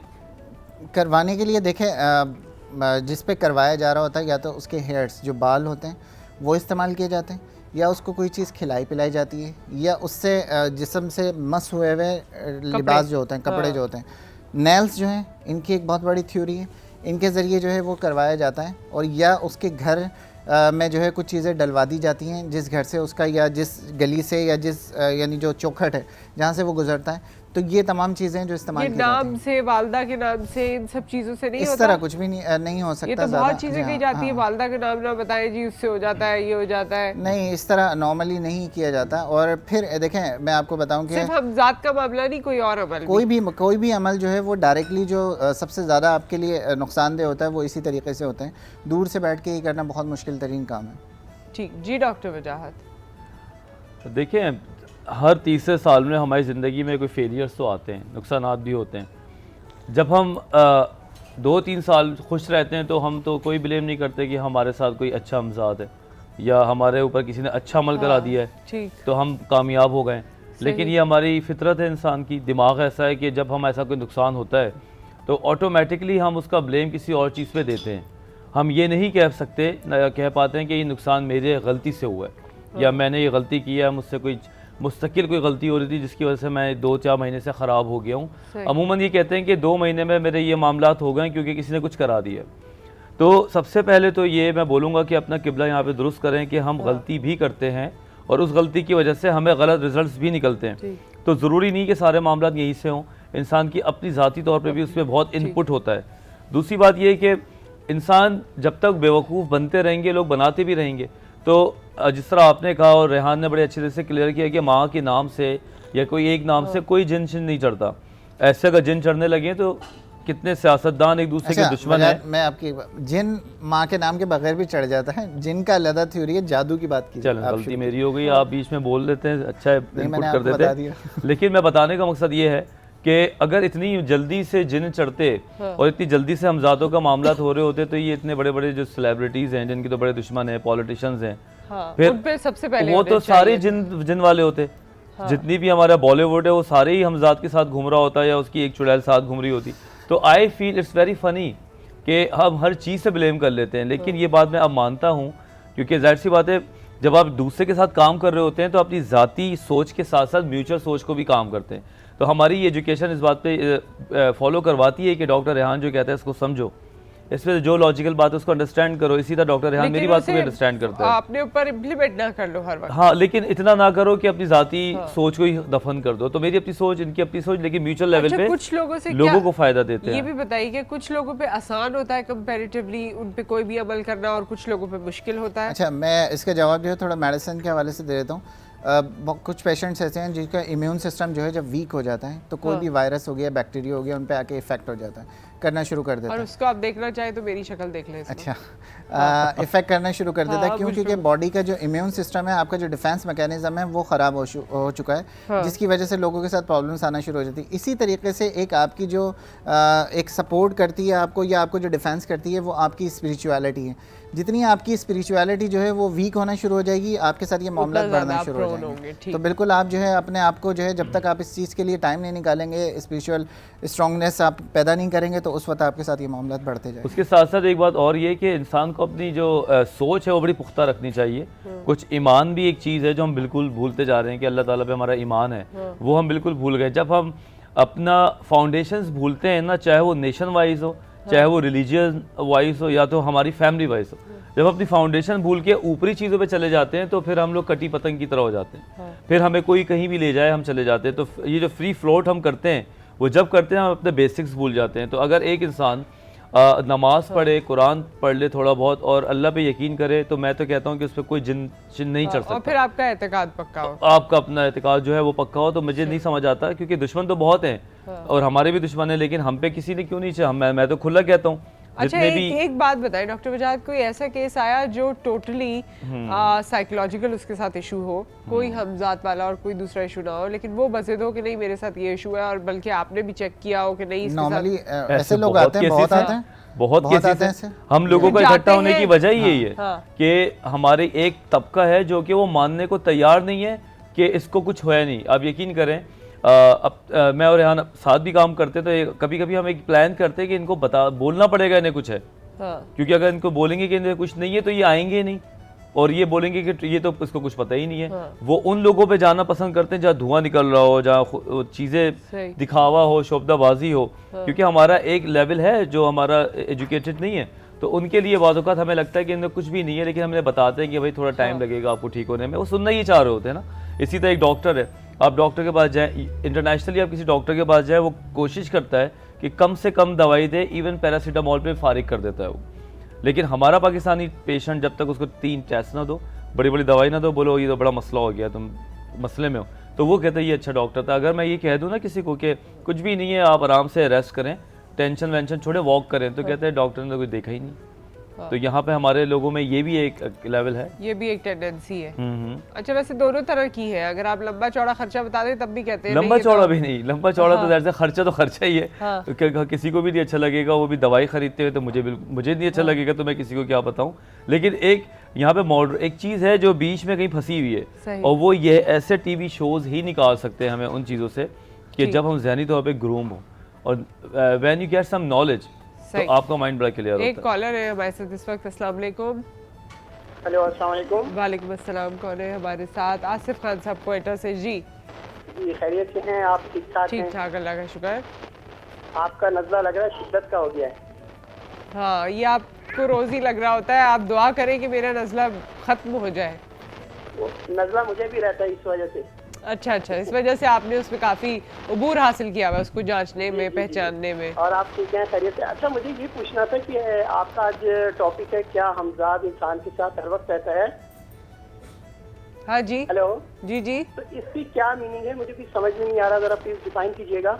इसका क्या आप डॉक्टर रेहान यहाँ मौजूद हैं, उनसे सवाल कीजिए। जी हेलो। जी आप फरमाइए। सुनेंगे तो बोलेंगे। वालेकुम अस्सलाम। डॉक्टर, मुझे ये पूछना था, ये हमजाद के मीनिंग क्या है, इसको डिफाइन कीजिएगा कि मुझे समझ नहीं आ रही कि हम कैसे इसको डिफाइन करेंगे। हमजाद इंसान साथ हर वक्त रहता है। आप ये बताइए, आप जब चलते हैं आपका साया आपके साथ होता है? जी। इसी को हमजाद कहा जाता है बेसिकली। मतलब साए को हमजाद कहते हैं? जी हाँ, आप इसको साया को इथरिक डबल इसको कहा जाता है, और करीन भी इसको कहा जाता है। यानी आप हमजाद, अगर फिरोजुल लुगात जो उर्दू की डिक्शनरी है, अगर उसमें हमजाद के माने देंगे तो आप ही जैसा एक और, तो उसको आप अपना अक्स भी कह सकते हैं, और जो हमजाद है वो अक्स ही को असल में कहा जाता है। अच्छा जी, चलिए, ठीक है, thank you so much. Thank you. वैसे फिर ये तो- डिस्कशन काफ़ी टेक्निकल थी और हम दोबारा पूरी डिस्कस नहीं कर सकते, वरना डॉक्टर रेहान ने थ्रू आउट सारी चीज़ें बताई थी। जी, मैं तो फिर ये बोलूँगा ना कि अगर लाइट जाती है तो फिर हमजाद भी चला जाता है, क्योंकि वो तो लाइट की बेस पे आपका depend अक्स कर रहा नहीं होता खत्म है। होता उससे, अगर आपका अक्स आपकी नहीं खत्म रोशनी होता, खत्म सिर्फ होगी, आपका विजन जो है वो ये खत्म तो हो जाता मतलब है। ये मुझे सिर्फ तो आपका देखे ना विजन- जो इलॉजिकल बात होगी मैं नहीं, तो उससे बात illogical करूंगा बात देखें, आप इसको कि illogically हमारा बात नहीं हमजाद कर- वो बेचारा रोशनी पे डिपेंड करता है कि अगर लाइट गई तो वो भी चला रोशनी गया। पे डिपेंड हमजाद नहीं करता, आप करते हैं। आपको असल में जो अपना अक्स नजर आता है वो लाइट में नजर आता है, अंधेरे में आप अपने आप को नहीं देख अच्छा, सकते। मतलब ये कि अंधेरे में भी वो जो अक्स है वो हमजाद है। बिल्कुल, आप उसको हमजाद कहते हैं। अच्छा, ये सारे हमजाद खत्म कब होंगे? आपने बताया कि जैसे अगर देखिए, कोई हमजाद जो है इंसान की जब मौत होती है तो इंसान की मौत होती है, हमजाद की मौत नहीं होती। और हदीस मुबारक जो हमें बताती है वो कहती है कि क़यामत के दिन इनको जहन्नम में डाला जाएगा। ठीक है, तो ये क्योंकि शैतान है और ये जहन्नम में जाएंगे सिवाय रसूलुल्लाह सल्लल्लाहु अलैहि वसल्लम के हमजाद के। क्यों? क्योंकि वो कलमा पढ़ के मुसलमान हो गया था, बाकी किसी का भी हमजाद जो है वो मुसलमान नहीं हो सकता, वो सब के सब काफिर रहते हैं, लिहाजा ये जहन्नम में जाएंगे। ठीक है, एक और कॉलर है। अस्सलाम वालेकुम। अस्सलाम वालेकुम। वालेकुम अस्सलाम। इफ्तिखार बोल रहा हूँ कराची से। जी फरमाइए इफ्तिखार साहब। ये आपको प्रोग्राम में देख रहा हूँ हमजाद का, ये मुझे साहब दूसरे बैठे हैं छोटी दाढ़ी वाले, इससे मुझे बात करनी है ज़रा। जी जी फरमाइए। डॉक्टर रेहान नाम है इनका। यहाँ साहब ये एक्चुअली मेरे एक महीने से ना प्रॉब्लम मेरे साथ, एक महीने से ही है कि मेरे साथ जो है चारों तरफ मेरे एक अजीब सी खुशबू कभी रहती है, कहीं बदबू रहती है, कभी चमड़ा जल रहा है, इसकी मतलब मुझे रहती है। अच्छा, अच्छा, ये बताइए इफ्तिखार साहब, ये जो स्मेल दिन और रात में से मेरा मसला ही है। अच्छा, इससे पहले मेरे हाथ में 2 अंगूठियाँ थी, वो कमरे से गायब हो गई हैं, आज तक मुझे नहीं मिली हैं। ठीक है ना। इससे पहले मेरे पैसे गायब हो गए थे 6000 रुपये, वो आज तक नहीं मिले मुझे कमरे से। अच्छा, ये बताइए इफ्तिखार साहब, जिस स्मेल की आप बात कर रहे हैं ये सिर्फ आप ही को आती है या आपके घर के हर फर्द को आती है? मेरे घर में किसी फर्द को नहीं आती। फिर मैं अपने कमरे में जाऊँगा, जैसे कभी कहीं चमड़ा जल रहा है, चर्बी जल रही है, कभी ऐसा होता है जैसे मेरे कोठी की बदबू आ रही है, कभी देखे परफ्यूम की खुशबू आ रही है। अब कल जैसे मैं एक बकरी की दुकान पे गया, वहाँ से गोश्त, अब सारा दिन मेरे साथ जो है ना वो गोश्त की बदबू रही मेरे सारा शाम तक। अच्छा, ठीक है, ठीक है, हम ऑन एयर से डिस्कस करते हैं। Thank you. हो सकता है कि समटाइम जो है परफ्यूम आप इस्तेमाल करते हैं उसकी बोतल जो कैप है वो खुला रह जाए हाँ। और ये आपके साथ लग जाए तो इसकी स्मेल आ सकती है। हाँ, अगर इनकी पूरी फैमिली इस बात को नोटिस करती है तो फिर ये चीज़ इंपॉर्टेंट है। जहाँ तक इन्होंने कहा गोश्त लेने गए था तो उसकी स्मेल जो है वो पूरे टाइम आती रही है, तो ऐसा पॉसिबल हो सकता है अगर ड्रेस के ऊपर लग गया। लेकिन वैसे इनको चमड़ा और ये सब जो स्मेल आती है, चमड़ा जलने की, इनको असल में हर किस्म की स्मेल आ रही है, कोई एक ख़ास फिक्स स्मेल नहीं आ रही है। अगर फिक्स स्मेल होती तो मैं इसको थोड़ा सा सीरियस लिया जा सकता था। अच्छा, जब हर तरह की आ रही हो तो खैर है। तो फिर आप जो है वो इसको किसी तरफ जो है फिर डॉक्टर वजाहत के पास फिर वजाहत से कांटेक्ट करें। ये क्या है? ये भी कोई बीमारी है, हर तरह की स्मेल आना? बिल्कुल, स्मेल डिसऑर्डर होता है बाकायदा और हम उससे काम करते हैं। इसी तरह टेस्ट डिसऑर्डर भी होता है कि आपको बेवजह कोई टेस्ट आ रहा होता है। हाँ। और इसमें हाइपर भी होता है और हाइपो भी होता है। मसलन ये कि इस पर ज़्यादा स्मेल्स भी आपको आ रही होती हैं ज़रूरत से ज़्यादा, जो चीज़ें नहीं होती हैं 1-2 दिन पुरानी होती हैं, या तो फिर आपको बिल्कुल स्मेल नहीं आती, आपको ख़ुद को भी नहीं आती, दूसरे को भी नहीं आती, ये भी एक मसला है। तो इतना ज़्यादा कंफ्यूज होने की ज़रूरत नहीं है। जैसा रेहान ने बड़े क्लियर बात की कि मे बी इंसान बहुत कंफ्यूज, ये मुझे कंफ्यूज लगे थोड़े से, ठीक है, और उसमें कोई बुराई की बात नहीं है। इंसान हो जाता है, कोई डिप्रेशन का शिकार है, कोई अनसर्टन, कोई माहौल, कोई फाइनेंशियल कंडीशन। हमारे मर्दों के सबसे बड़ा मसला ही यही कि हम परेशान हाल हो गए। हमारे हालात जो हैं और हमारे फाइनेंशियल दोनों कंडीशन जो है ना, सिक्योरिटी और फाइनेंस, ये दोनों चीज़ें हमें जब डिस्टर्ब करती हैं तो हमारे साथ कुछ भी हो सकता है। तो हम इन चीज़ को भी देखें। पैसे रख के भूल जाना या गायब का वर्ड ही निकाल दें यहाँ से। गायब कुछ नहीं होता, चीज़ होती है चोरी, या आप भूलते हैं या चोरी होती है। जब आप गायब का वर्ड डालते हैं तो फिर एक चीज़ और आ रही होती है कि मैंने तो कुछ किया ही नहीं, कोई और ले गया उठा के, और वो कौन ले गया? जो गैर इंसानी आदमी है। तो भाई क्यों अपने आप को मुश्किलों में डालते हो? मे भी किसी और ने उठा लियो और मे भी आपने खुद रख के भूल गए हो, और चले कोई ले भी गया, चले ले गया, अब कल से एहतियात करें। सही है। दूसरी बात ये कि ये एक जो बीमारी है स्मेल डिसऑर्डर, इसके प्रॉपर ट्रीटमेंट भी है। तो आप किसी साइकेट्रिस्ट के पास चले जाएं तो देख लेगा कि कोई फिजिकल है या सिर्फ आपके जहन से ये चीज़ आ रही है ड्यू टू डिप्रेशन और एनीथिंग एल्स, या तो फिर ENT के किसी डॉक्टर के पास चले जाएं तो वो उस चीज़ को देख लेगा। ENT के डॉक्टर भी इस चीज़ को देख लेंगे। हाँ, वो देख लेगा कि हो सकता है कोई नोज का कोई इशू आ रहा हो, कोई मसला आ रहा हो। और गोश्त की स्मेल तो वैसे भी हमें भी 3 दिन रह जाती है जब हम किसी शॉप पे जाएंगे। आज भी मुस्तकिल कुछ आ रही है। हाँ, हमें भी आ रही है। मुझे तो अभी कॉर्न सूप की बहुत देर से आ रही है। कंप्लीट हो गया कॉर्न सूप? उसके बाद फातिहाना किस्म की स्माइल देखी आपने उनकी? बस हो गया है, बस क्या याद करोगे तुम। हाँ कि बस ये आपको इन्होंने ये कहा आप है लोग एंजॉय करेंगे ना, आप सब एंजॉय करेंगे। सब एंजॉय करेंगे भाई, बिल्कुल सब एंजॉय करेंगे। और मैं तो ज़्यादा एंजॉय करूँगी क्योंकि मुझे वैसे ही इतना नज़ला हो रहा है, आंखें वाँखें सब सूजी हुई है और हो सकता है इनके सूप से जो मोहब्बत से इन्होंने बनाया कोई ना कोई फ़ायदा हो जाए। अच्छा, बीच में बदरू का भी तस्करा हुआ था। बदरू असल में लोग जो है वो समझते हैं कि कुरान मजीद बुरहान रशीद में अल्लाह जल्ला वाला ने जब रूह का तारुफ़ किया गया और वो यहूदी सरकार दो आलम सल्लल्लाहु अलैहि वसल्लम के पास आए तो उनको ये मालूम था कि जो अल्लाह का नबी हक़ पर होगा, ये जो नबी बरहक़ होगा, उससे जब रूह का सवाल किया जाएगा तो वो कह देगा कि मुझे रूह का नहीं मालूम। तो उन्होंने आकर सरकार दो आलम सल्लल्लाहु अलैहि वसल्लम से पूछा कि रूह क्या है। यसअलूनक अनिर रूह व यसअलूनक अनिर रूह। सरकार दो आलम सल्लल्लाहु अलैहि वसल्लम ने जवाब दिया कुल रूह मिन अम्रि रब्बी, कि रूह जो है वो अम्र रब्बी है। अब जहाँ तक लोगों का, कुछ लोग पाकिस्तान में भी ऐसे हैं और मीडिया के ऊपर काफ़ी अरसे से प्रोग्राम चल रहे हैं, जी हम रूह को बुला लेंगे, हम ये कर लेंगे, हम वो कर लेंगे, और बड़ी जो है ड्रामेबाजियाँ, रेटिंग माजरत के साथ रेटिंग के चक्कर में लोग जो है वो इस तरह के बड़े प्रोग्राम चल रहे होते हैं। और इनफैक्ट के मॉर्निंग शो के अंदर एक ये कॉन्सेप्ट बन चुका है कि इस तरह के लोगों को बुला के, कम हो गया। जी हाँ, तो शुक्र है, अल्लाह का शुक्र है कि कम हो गया। तो बाकायदा जी हम रूह को बुला लेंगे, हम ये कर लेंगे। बेसिकली रूह को कोई नहीं बुला सकता। कुल रूह मिन अम्रि रब्बी, कि वो अम्र रब्बी है, अल्लाह का अम्र है, अल्लाह की इजाज़त के बगैर नहीं आ सकता। हाँ, अल्लाह जल्ला वाला ने अपने कुछ ख़ास मुक़र्रब बंदे जो उसके आबिद थे, जो जाहिद हैं, जो मुत्तकी हैं, परहेज़गार हैं, उनकी अरवाह जो है वो अल्लाह की इजाज़त के साथ जो है वो पलटती हैं। लेकिन हर आम और ख़ास जो है उसके लिए नहीं है, अम्र रब्बी है, अल्लाह की इजाज़त के बगैर नहीं बुलाई जा सकती, नहीं बुलाई जा सकती रूह ठीक है। एक कॉलर है इस वक्त हमारे साथ। अस्सलाम वालेकुम। वालेकुम अस्सलाम जी, कौन है हमारे साथ? इमरान साहब गुजरावाला से। जी, डॉक्टर रेहान से बात कर रहे हैं। जी फरमाइए। अस्सलाम वालेकुम। वालेकुम अस्सलाम। सर कैसे हैं? जी अल्लाह का करम है, आप बताइए। अल्हम्दुलिल्लाह। मैं आप दोनों भाई जो बैठे हुए हैं, डॉक्टर इनकी साइकी देख रहा था, तो उस हवाले से मैं ये कहूँगा कि अगर आप एक दूसरे के कॉन्सेप्ट जिसमें आप माहिर हैं, अगर आप उनको स्टडी करें तो आप में ये जो बात होती है ये ना हो। दोबारा बताइए आप। कॉन्फ्लिक्ट दूर करने आए? नहीं, मैं अपने लिए एक सवाल करूंगा। हाँ, तो वो कीजिए सवाल। 5 साल हो गए हैं मेरी शादी को जी, और जब से मेरी शादी हुई है तब से लेके आज तक मेरा कोई भी कारोबार नहीं चल रहा। अच्छा, तो इस हवाले से वो क्या कहेंगे? आप खुद क्या कहते हैं? मुझे तो इस बारे में समझ हो तो मैं आपसे नहीं पूछूं।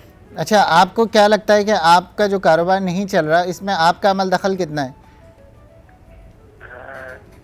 अगर मैं अपनी पहली जिंदगी देखूं, शादी से पहले वाली, तो उसमें तो मैं बहुत कामयाब था, दिन रात मेहनत करने वाला। तो वही काम कर रहे हैं आप जो शादी से पहले कर रहे थे? जी बिल्कुल नहीं, अब तो कुछ भी नहीं ना बचा, वो काम भी नहीं बचा, हर चीज बिक गई, हर काम तबाही में। अच्छा ठीक है इमरान, आप अपनी वालदा का नाम बता दीजिए दोबारा, बल्कि बताया नहीं था। जी, शमीम अख्तर। शमीम अख्तर, ठीक है। ठीक है, हम ऑन एयर इसके बारे में आपको बताते हैं। Thank you. एक और कॉलर है, फिर उसके बाद जवाब देना है। अस्सलाम वालेकुम। हेलो, अस्सलाम वालेकुम। वालेकुम अस्सलाम। कैसी हैं नुसरत? ठीक ठाक, अल्लाह का शुक्र है ना। जुम्मा मुबारक हो। जी, आपको भी मुबारक हो। मैं ये पूछना चाहूँगी इनसे कि ना, कहते हैं जैसे ना, मुझे एक बार ये बात है कि क्या रूहें भटकती हैं? अच्छा, एक ये बात, दूसरी बात ये कि जैसे ना मुझे हर वक्त वहम रहता है कि जैसे खुदा ना खास्ता कुछ ना कुछ बुरा होने वाला है। अच्छा ठीक है, बस मेरे 2 सवाल और नहीं, आपको जवाब देते हैं, जल्दी जल्दी जवाब देना है। अच्छा, आपने जो वही, इन्होंने भी वही सवाल कर लिया जो मैं रूह के हवाले से बता रहा था कि वो अल्लाह का अमर है, वो नहीं आ सकती और ना लोग उसको बुला सकते हैं। पहली बात तो जो भटकती चीज़ें हैं वो रूहें नहीं होती, वो हमजाद हुआ करते हैं जो लोगों के भटकते हैं।